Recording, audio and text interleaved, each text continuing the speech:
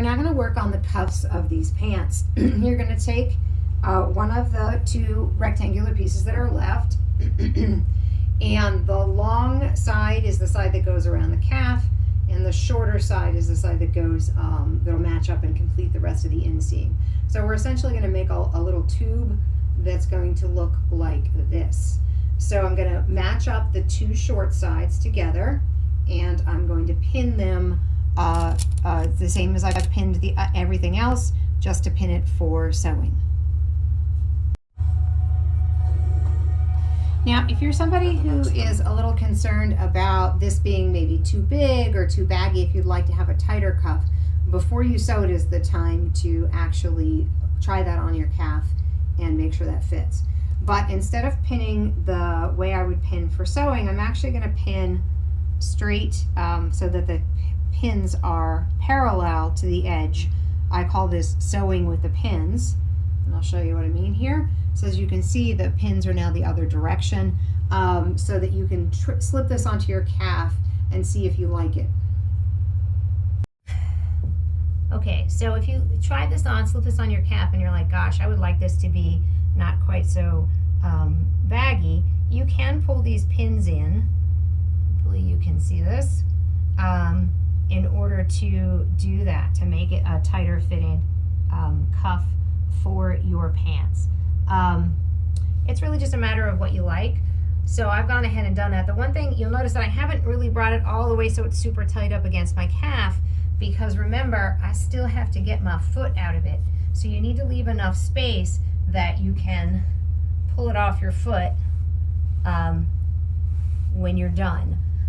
So if you, again, that gives me just enough space, but it gives me a tighter fit. If I want to use that tighter fit, I'm going to mark that line with the chalk and sew on the line that I've just created. You now have two tubes. Hopefully you can see that for your calves to go in. I did just the same as I did for the other seams. Do a straight stitch and then do a zigzag on the edge and then press it to one side, just like I did for everything else.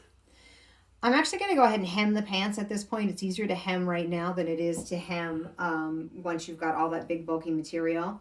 So the length of these pants is it's very forgiving because they're big poofy pants. So I'm not worried about putting them on somebody and double checking that length. But if you are, then you want to do this step at the end and put the pants on the person and mark it first before hemming it. The first step you're going to do for any hem, we're going to do a double fold hem here. You're going to fold over the top. I folded it over about 1/4 of an inch. You can do that anywhere from 1/4 to 1/2 inch and pressed. And then you're going to fold it again to create a double fold. Hopefully you can see that there. And pin it again, iron it and pin it together. I'm going to then sew.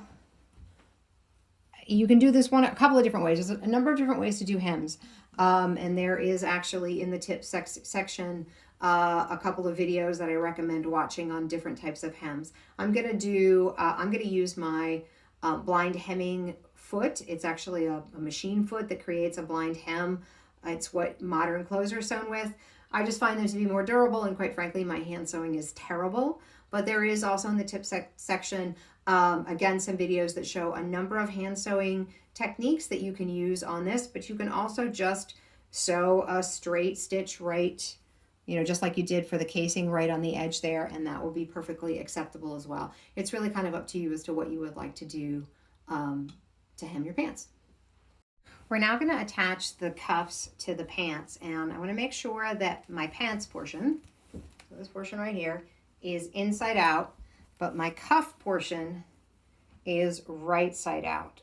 I'm actually going to take this cuff and I'm going to stick it inside the pant leg, lining up, hopefully you can see this, right at the seam on both the pant and the cuff. So I'm sticking the cuff inside the pants.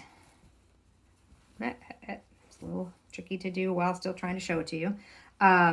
So that is what you end up with, is the right sides are sitting together for the pants. And I know that that's a little weird, but the cuff is down in here, and this is the edge of the pant leg. what you're going to do is, and I've already done it on this one, is you're going to pleat all that extra fabric from the pant leg to match the cuff. And the way to do that is pretty easy. I'm going to arrange my camera. Hopefully you can see what I'm doing here. But I will walk you through it. And there are, of course, diagrams. So I've taken, this is the pant leg right here. And I've just held it straight out flat so I can see where the halfway point is. I'm going to actually put a pin to mark that halfway point for myself. So see, I've got a little pin there to mark that halfway point. I'm going to do the same thing for the cuff, which remember is inside the pant leg here. I'm going to fold it in half so that I can find that halfway point. And I'm going to take these two pins. When we're done, there's only going to be one pin there. And I'm going to go ahead and pin the cuff and the pant leg together. So now, as you can see, I have these two. So here's our inside seam. Here's where I had marked the halfway point, the two together. I'm going to do the same thing for the each of the quarters. So I'm folding the pants in half, only now I'm folding it in half so that that pin matches up with the inside seam. I'm going to do that on the pant and mark my point. And then I'm going to do that with the inside, the cuff. So again, the same thing. I've taken and married my pins together and marked, fold it in half so that I know where the halfway point is. And I'm going to take these two pins here. These are my two quarter marks. And I'm going to pin this together. So now in the front section, you can see I have sort of this kind of going on. I haven't done it in the back yet, but I will repeat that. But I'm going to go ahead for each of these sections. So I'm now going to fold these two together. I'm going to mark my 2 points and put them together.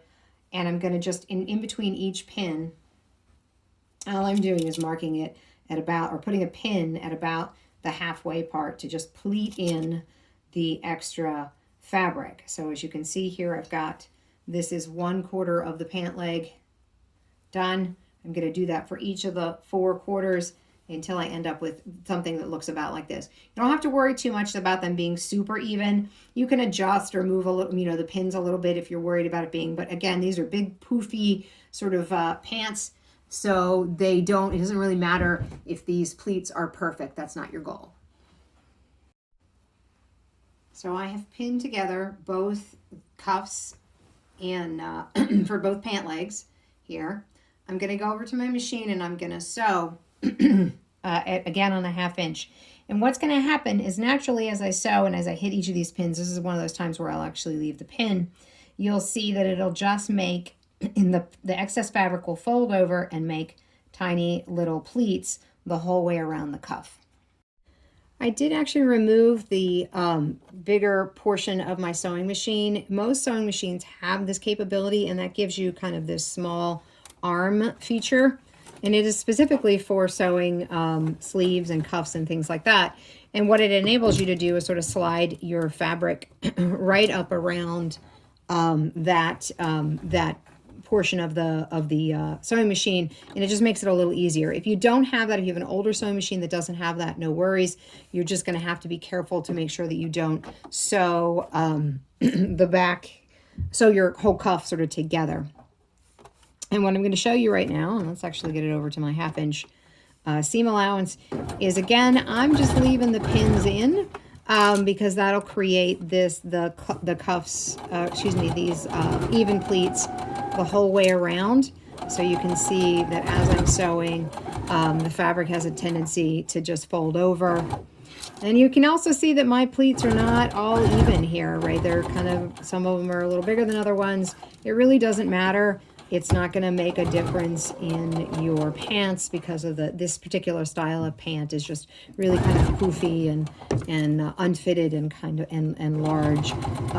And the top parts of the pants kind of fold over the bottom part to give that sort of distinctive kind of Viking look when you are wearing them. I am going to go ahead and reinforce the edges of this one too with a zigzag. I just have a tendency to do that with all of my pants, so that for all the seams on the pants, just because pants have a tendency to wear, or to just have a little bit more hard wear, and need that little bit of extra reinforcement. And so as you can hopefully see, you can see I've got a straight edge and the zigzag.